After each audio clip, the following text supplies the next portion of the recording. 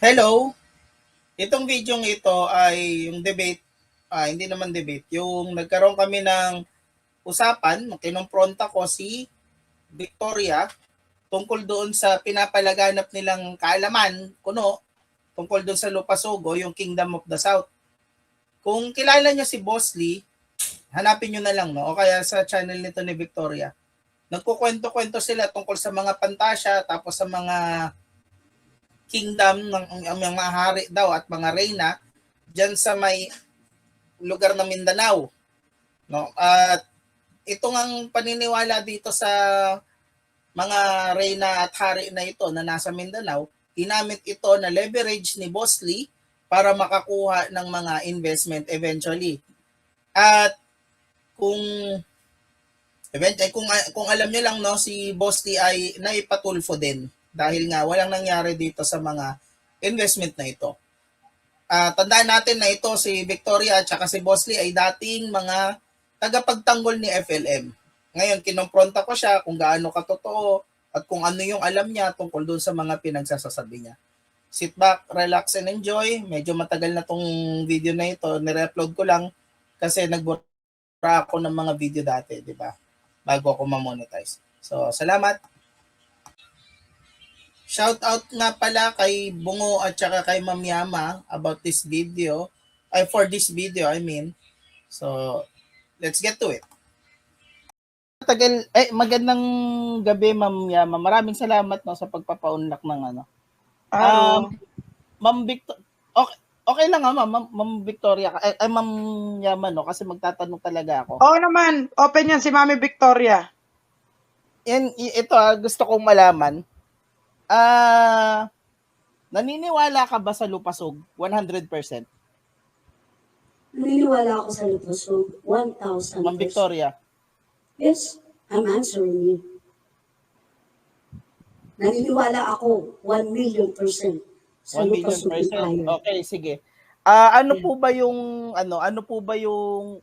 wala yung mga bullshit na para sa mga ano yan kasi kultong galawan yang ganyan eh. Kung merong ano dito merong mga degree sa sociology o kaya kahit nakapag-aral ng konti sa sociology, tignan niyo mabuti kung kulto ba yung galawan ha. Kasi ganito, ang mga kulto, pagka hindi nila masagot yung mga tinatanong sa kanila ng tagalabas, ang lagi nilang sinasabi, hindi mo talaga maintindihan yan kasi hindi ka taga dito. Something like that. Sa Jones, yung mga naglasod sa Jonestown, ganyan yung mga sinasabi nila. Di ba yung si Jim Jones? Si Reverend Jim Jones. Okay, so ito yung tanong ko sa'yo, no? Kasi may degree ako sa history. Siguro naman valid yung itatanong ko. Ano yung kaugnayan ng Lupasog kay Jamalul Kiram III? Ay kay Jamalul Kiram the First pala, I mean. Yung sultan ng Sulu. This is the fact that I know about the Lupasog Empire, the Maharlika Kingdom of God, that it comes from sa ancestors ni Raja Mamay and then sa parte ni Queen Helen. Pero I will tell you the truth. Yung line na mga dato ay hindi ko talaga na nakabisado. Although na-discuss ko yan. Alright? So ibig sabihin po ba nagdi-discuss kayo ng something na hindi naman pala kayo competent? Well, I'm not saying that I'm not competent dahil the first thing that you're supposed to know para maging competent ka is to believe and research. No. Kung magre-research ako ng tungkol sa Islam at yung mga paniniwala nila, do I have to believe doon sa Islam para maipakita ko kung ano yung mga paniniwala nila? Just to tell you the truth, paano ba nagsimula ang Maharlika? Tayo ay isang bansa with uniquely God, which is the Bathala at ang ating creator. Meron ka bang extant ang mga manlulupig ay ginawa tayong Christians. O meron ka bang extant proof niyan? Kasi may extant proof ng ang mga dato Of course, natin may at extent saka, proof. wait lang, Of excuse course, me. may extent proof. Andiyan ang mga Kastila, ano, hello. Oo, Naging, sige. naging Yes, ano yes, tayo, yes. naging Yung Christian. Yung Kastila ay proof. Yung mga Kastila ay proof ng lupasog. No, I'm not saying that they are the proof of the lupa. So Oh, I'm saying to so you na sila ang nanakop disconnected yung sagot at yung nyo. dati ay Islam tayo. At hindi tayo Christian. Yun lang ang Paano masasabi ko. paano kung I sinabi ko agree. sa inyo na Agree ako kay kapatid Victoria. Yeah. lahat Sa ng history mga talaga, pag-aaral talaga tungkol tayo, sa sa Islam, sinaunang Pilipino kahit si Mindanao. Dr. Susan Lazar, di ba? Kung Hindi kilala niyo si kita Dr. Susan masyadong Lazar. marinig, brother. Pakilakasan mo nga. Ayan, kahit si Dr. Susan Salazar mag-a-agree sa akin. Isa siyang talagang siya yung premier na expert pagdating sa Philippine history na before yung mga Kastila. Nasakop tayo ng Srivijaya Empire at yung Srivijaya Empire na yon may mga proof na nagbabayad ng tributary yung mga dato natin at saka mga sultan natin sa kanila. At kahit kailan walang lupasog na nabanggit.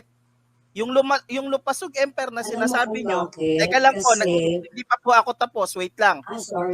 Ang Lupasog na sinasabi nyo, yan ang kingdom ng Sulu. Bago pa dumating yung mga Kastila, si Abu Bakar noong 1351. Kaya kung sasabihin mo na nawala lang yung lupasog na yan nung dumating yung Kastila, hindi mo alam ang sinasabi mo. At the same time, kung sasabihin mong may Maharlika Kingdom, alam nyo ba kung anong ibig sabihin ng Maharlika sa salitang Sanskrit? Ang Maharlika sa salitang Sanskrit, titi. I'm telling you. So hindi yan kung bago pa nagbago lang yung salitang Maharlika nung dumating na yung Kastila. I have proof. Okay, that's good for you. Kahit You know what? kahit Sorry, magkita tayo. Sorry, magkita tayo and then i-ano mo kahit sa akin yan, magkita tayo at enlighten me. ipapakita ko Kasi sa iyo ngayon, yung ang mga pinag-uusapan namin yung pamilya namin. Pwede lang, pwede. Hindi, actually kasi ito Hindi yung ako talaga problema. umakit dito eh. Ito yung problema kasi sa inyo. Nanloloko kayo ng tao. Harap-harapan kong sinasabi sa inyo. Yung Okay. nagsasabi kayo ng mga kung ano, wala naman pala kayong, tignan nyo kung ano nangyari na sa inyo. Naging kulto na kayo. Ay, talaga, kulto na Ma'am Yama, kami. sorry po. Ma'am Yama, sorry Oo. po.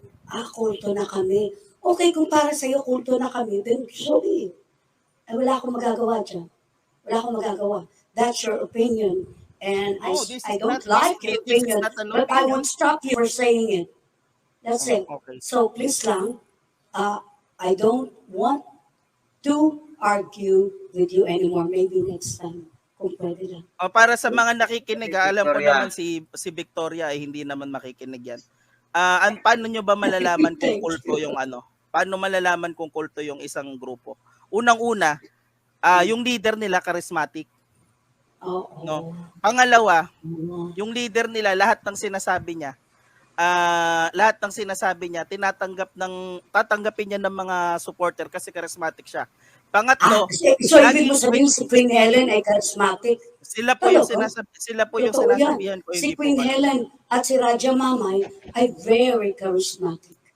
Tapos Yeah. pangatlo, isa pang element ng pagiging kulto. Yung sinasabi nila na hindi tayo maintindihan ng ibang grupo. Yung sense ng exclusivity, 'di ba? Makikita niyo 'yan dun sa kulto ni Charles Manson, for example, si Jim. Wow, Charles Manson, yung nag-suicide lahat.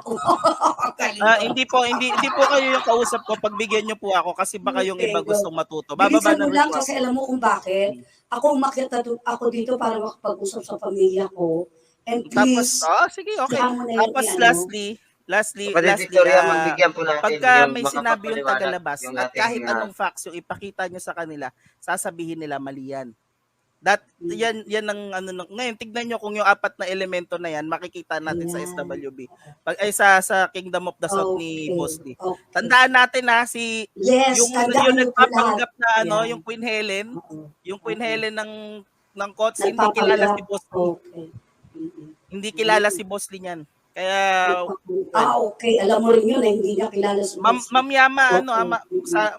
pasensya na po kayo. Hindi, okay lang, naman Kevin. dito na wala pong nasagot si Ma'am Victoria. Oo, Nakikinig thank nga you. sila sa baba sa'yo eh.